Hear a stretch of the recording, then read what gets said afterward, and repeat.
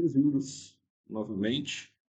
A gente está aqui hoje com uma tela diferente, porque eu estou gravando um livro aqui, né? Estou gravando a partir de um livro, tá? Fazendo isso também para incentivar vocês a estudarem sozinhos, né? E é importante ter uma base de uma literatura, né? E esse livro aqui, que é o livro do Iese, um dos autores, né? O Iese, é um livro bem fácil de vocês lerem sozinhos, então é importante que vocês tenham esse hábito, né? É um dos hábitos mais importantes da autonomia de estudante, né? E então vamos lá, a gente terminou a última aula falando um pouquinho sobre plano cartesiano, tá? Então eu lembro que é o plano cartesiano. Ele é uma forma de eu mapear uma superfície, ou seja, é uma forma de eu, a partir da orientação que eu tenho de dois eixos, né, no eixo X e no eixo Y, eu conseguir achar qualquer ponto, tá? Então um gráfico como esse daqui, que seria um gráfico que vocês poderiam encontrar numa matéria de jornal ou mesmo em algum artigo científico, ele também usa de dois eixos, né? Um eixo na vertical e um eixo na horizontal, formando um plano aí, que é o que a gente chama de plano cartesiano, que é quando esses dois eixos fazem 90 graus um com relação ao outro, né? Um está totalmente na vertical e o outro está na horizontal, tá? Então, se a gente olhar esse gráfico, o que ele está falando aqui? Bom, primeira coisa o tema dele aqui é taxa de urbanização. Então, esse eixo na vertical é uma porcentagem da taxa de urbanização do Brasil, e aqui no eixo na horizontal são os anos, né? Então, desde a década de 40 até a década de 2010, certo? É, essas informações, então, elas se encontram, né? E o encontro entre elas forma o gráfico, tá? Então, se a gente olhar aqui desde 1940, em que eu tinha 35,6 aproximadamente por cento de urbanização no país, até 2010, em que eu tenho em torno de 85% da urbanização, né? 84,36%, né? Aqui estava 31,24, né? Apesar de estar bem próximo, como a escala está grande, ele está próximo dos 35, mas está 31,24 aqui no começo, né? Então a gente vê, uma coisa que é importante a gente ver é que no caso esse gráfico, que é a formação da urbanização do Brasil na união de todos os anos, certo? Você vê que ele é um gráfico em que a urbanização ela só aumenta, ela nunca diminui, tá? Então esse tipo de gráfico, ou essa parte do gráfico, onde você tem algo que só cresce, é chamado de crescente, é uma função crescente nesse pedaço, tá? Mas a professora, isso aqui é uma função? Você está dando um gráfico? Sim, é uma função. Estou relacionando a taxa de urbanização com o tempo, tá? Então, se eu tenho uma relação entre a taxa de urbanização e o tempo, eu tenho uma lei que relaciona os dois. E essa lei ela pode ser escrita algebricamente, como, sei lá, y igual a 2x, ou y igual a x ao quadrado mais 3x menos 5. Ou ela pode ser escrita através do gráfico aqui, né? Então a gente tem uma informação visual, tá? E muitas vezes a gente vai relacionar as duas, inclusive, né? Talvez essa função não seja uma das funções é, mais simples, classificáveis que a gente faz, né? Porque ela, com certeza, ela não é só uma reta, né? Porque ela tem uma alteração aqui, né? Ela tem uma curvatura e ela, com certeza, não é uma parábola. Mas ela tem alguma lei que relaciona os dois, tá? Independente disso, a gente vê pelo gráfico essa relação, tá? Então, falar que esse pedaço dessa informação é só crescente é entender que à medida que o eixo x aumenta, a informação em Y também aumenta. Então, por isso que ele só vai aumentando. É como se eu estivesse caminhando aqui ao longo do X, né? Caminhando ao longo do X crescente, né? Porque essa setinha aqui indica que o eixo horizontal cresce para a direita. Então, à medida que eu caminho no gráfico para a direita, ele vai aumentando. Ou seja, eu aumento em X e aumento em Y ao mesmo tempo. Isso significa uma parte do gráfico ser crescente, nesse caso aqui, todo o gráfico é crescente. Mesmo que num trecho ele cresça mais do que em outro. Ó. No começo aqui ele é um pouquinho mais devagar, depois ele fica mais inclinado. Mas ele sempre cresce, certo? O segundo gráfico é o oposto, né? Esse aqui é o gráfico de mortalidade infantil no Brasil, desde 1980 até uma projeção em 2050, tá? Então, uma parte desse gráfico aqui é uma projeção, ou seja, é uma estimativa, tá? E aqui, a, o que significa o eixo vertical é isso daqui, né? É óbitos por 1.000 nascimentos, tá? Então, esse número aqui significa 73 óbitos por 1.000 nascimentos, tá? Então, o Brasil estava aí, né? Alguma coisa entre 73 e 55, vamos dizer em torno de uns 60 e, 65, vamos dizer que esteja mais ou menos no meio, tá? Isso na década de isso em 1980, tá? E aí só foi caindo, caindo, caindo, e a projeção para chegar em 2050, um número bem baixo aí, sei lá, em torno de uns 5 óbitos a cada 1.000 nascimentos, certo? Então, esse gráfico onde o valor em y diminui à medida que o x aumenta, ele é um gráfico decrescente, ó. Se eu caminho para a direita, né, e eu sempre vou caminhar para a direita, nesse caso eu estou caminhando para baixo, é como se eu estivesse descendo esse gráfico, tá? À medida que aqui em cima eu estava sempre subindo ladeira, aqui eu estou descendo, tá? E lembrando sempre que para falar que está subindo ou descendo, qualquer morro, né, seja um morro mesmo, é sempre dependendo da onde para onde você está indo, né?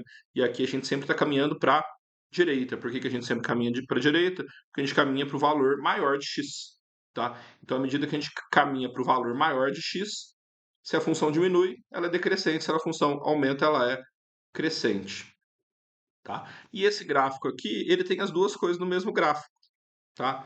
Então, esse gráfico aqui, ele vai mostrar o número de óbitos por AIDS no Brasil, tá? Medidos aqui por 100 mil habitantes, entre 1990 e 2009, tá? Então, no fim dos anos 80 ali, começou a aparecer os casos de AIDS no Brasil, e então, no começo dos anos 90, ainda estava em ascensão, né? Os casos estavam cada vez sendo maiores.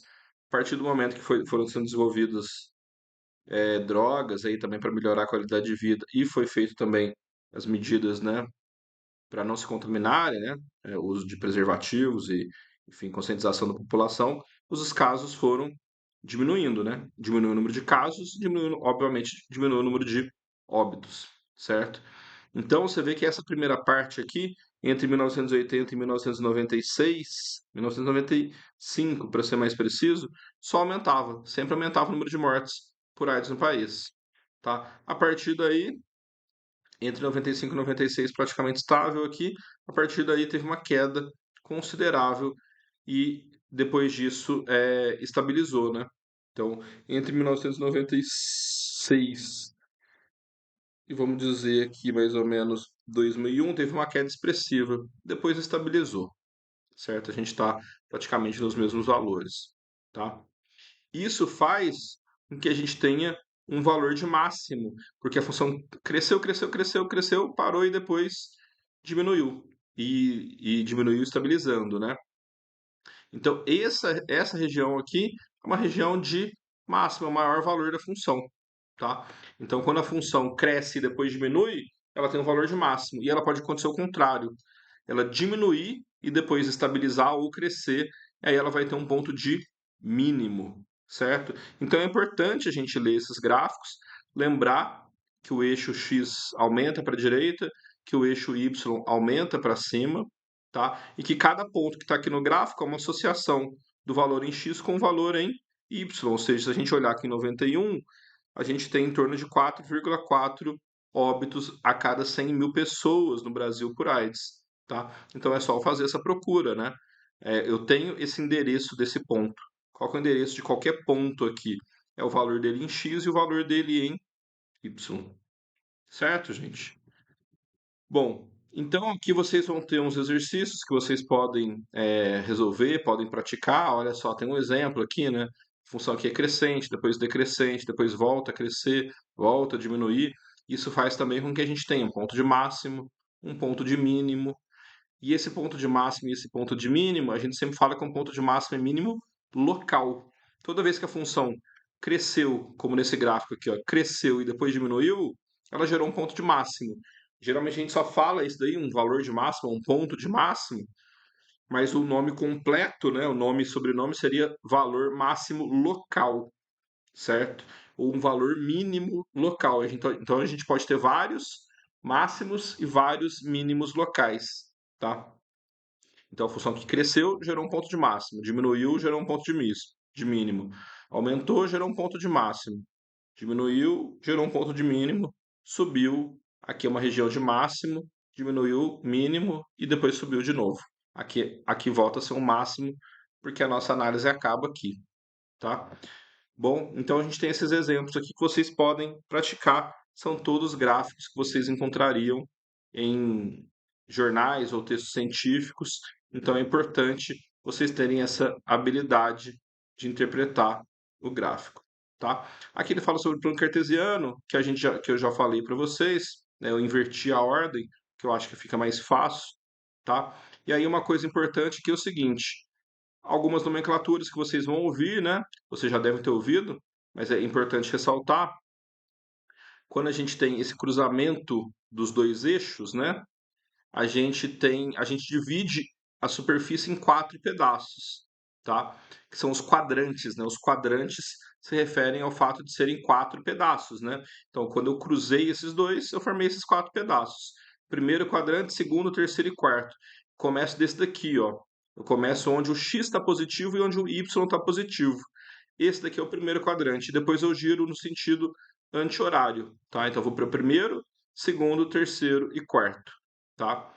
Esse terceiro quadrante aqui, ó, tanto x quanto y são negativos. No segundo quadrante, o x é negativo e o y é positivo. E no quarto quadrante, o x é positivo e o y é negativo. Tá? Então é importante se atentar para isso também, certo? Então vocês podem praticar e fazer alguns testes aí, mas eu já mostrei isso para vocês na aula passada, tá? E aí eu falei um pouquinho também na aula passada. A gente vai ver mais isso à medida que a gente for estudando as funções, mas é importante vocês conseguirem pensar nisso independente da função, porque tanto para ler quanto para construir um gráfico é uma habilidade que passa é, é, além da compreensão exatamente do tipo de função, tá? Então é óbvio que é importante, a gente vai dividir as funções em tipos, né? Para a gente entender-las melhor, né? Função de primeiro grau, de segundo grau, função polinomial, né? Função exponencial e função logarítmica, daí, funções modelares, função inversa, tá? Função composta, mas independente disso é importante eu ler uma, nesse caso aqui do primeiro exemplo aqui, uma tabela e saber fazer esse gráfico, ou então saber ler uma lei, que é o caso do próximo exemplo, e conseguir construir um gráfico, tá? Então aqui, nesse primeiro exemplo, eu tenho a lei aqui, desculpa, eu estava falando, mas eu tenho a lei aqui, ó, y é igual a 2x. Significa que, dado um valor de x, eu tenho um valor de y, tá? Lembra que eu falei para vocês é, a gente fala que tem função porque o y está em função de x, tá? Então, dado um determinado valor de x, eu tenho um valor de y. Então, se x vale menos 3, y vale o dobro, né? Menos 3 vezes 2 dá menos 6.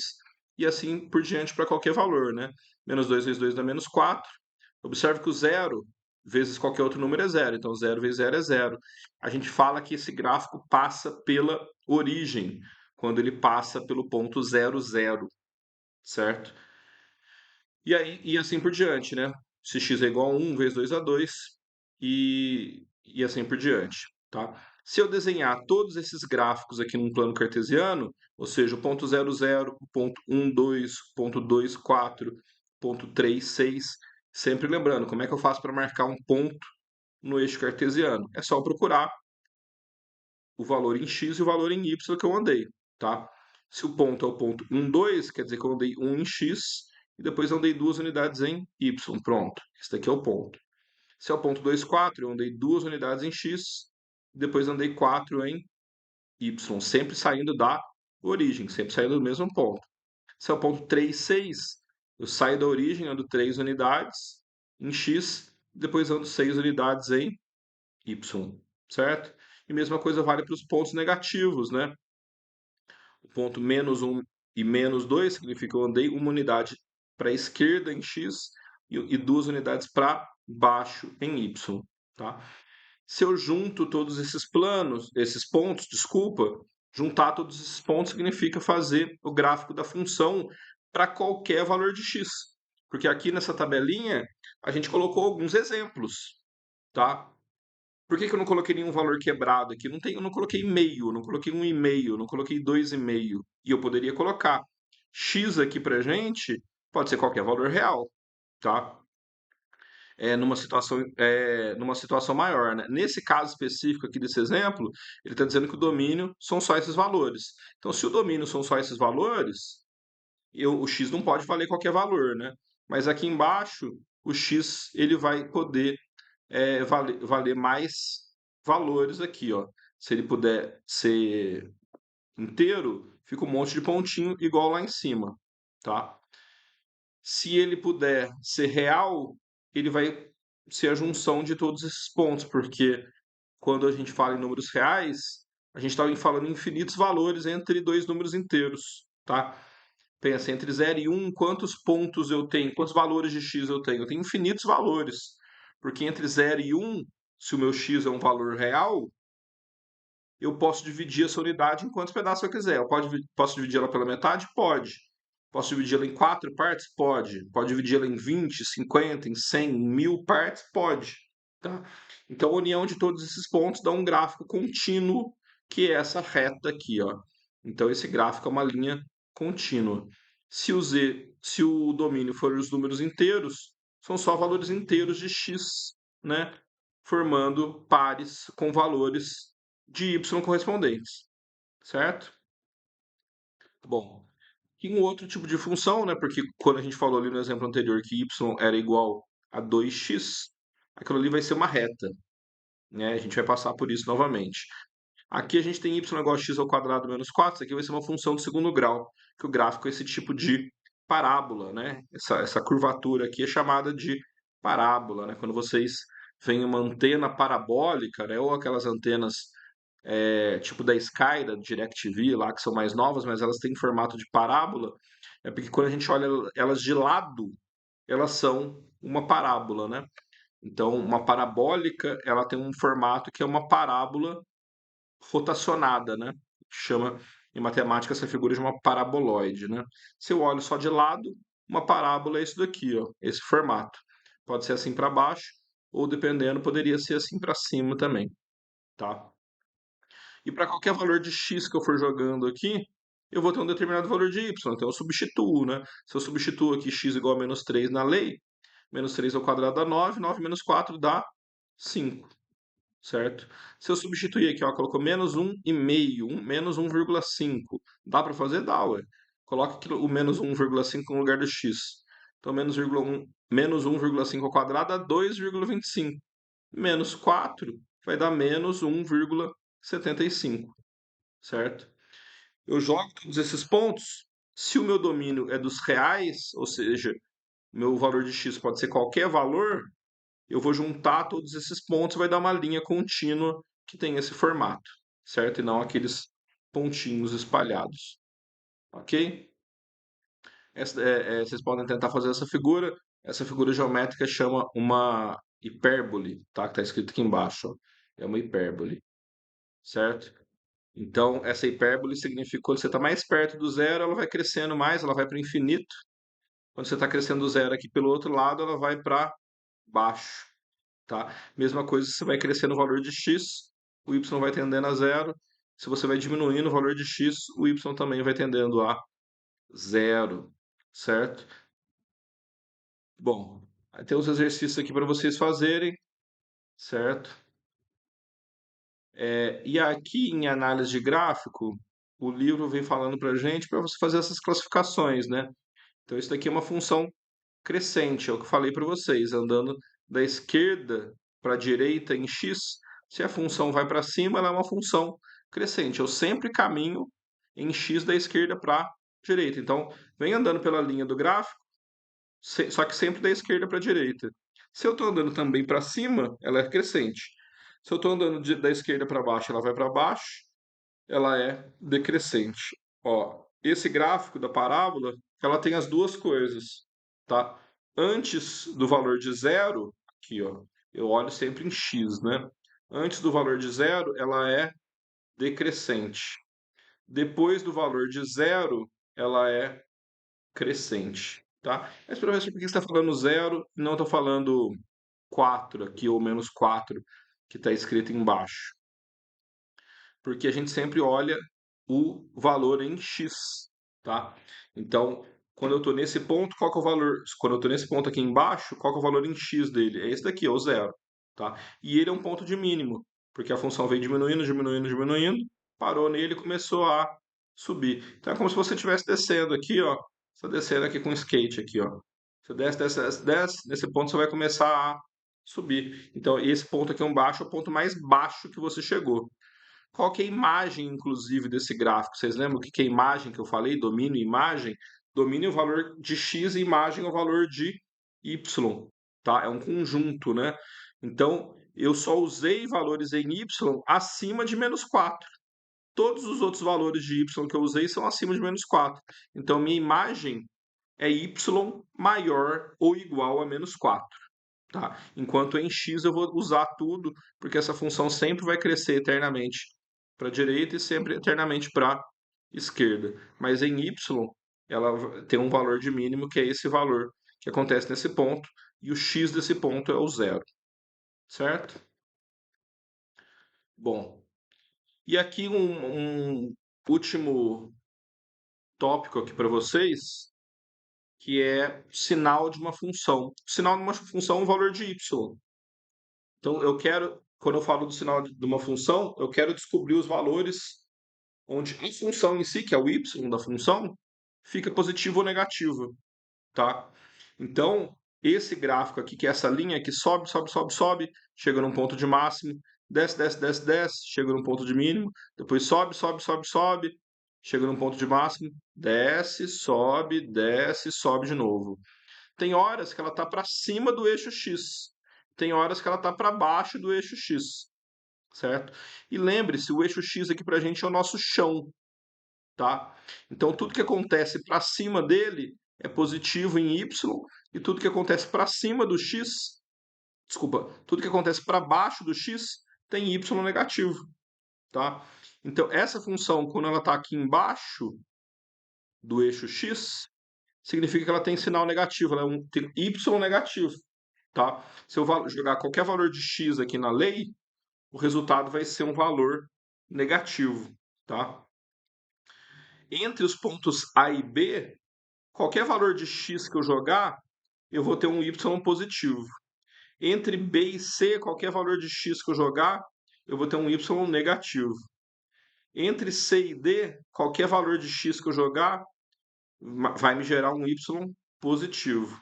E entre D e E, qualquer valor de x que eu jogar vai me gerar um y negativo.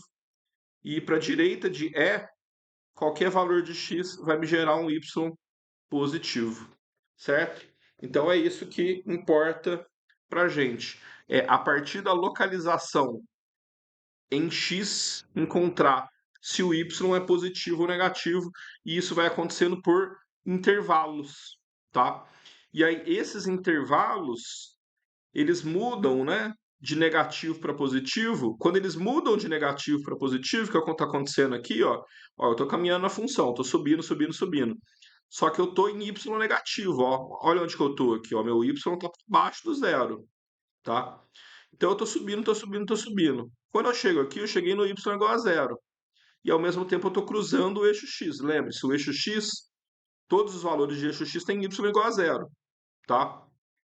Então, quando eu cruzo o eixo x, esse ponto é um ponto onde a função ela vai mudar de sinal, ela vai deixar de ser negativa e virar positiva, ou deixar de ser positivo para virar negativo. Então, esses pontos são pontos extremamente importantes para a gente, porque eles são pontos que vão determinar a mudança do sinal, tá? Esses pontos são chamados de zeros ou raízes da função.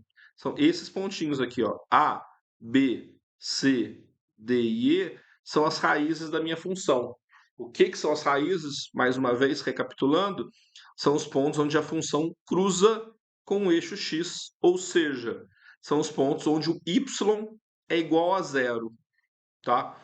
Os pontos onde a função cruza o eixo x ou quando ela tem y igual a zero são pontos em que a função está mudando de sinal. Ela está saindo de positivo para negativo ou saindo de negativo para positivo, certo? De um para outro, tá?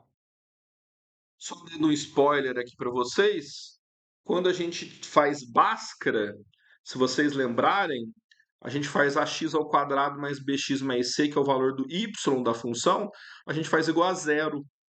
Então, quando a gente faz Bhaskara, os dois valores de x que a gente encontra são justamente as duas raízes da função de segundo grau.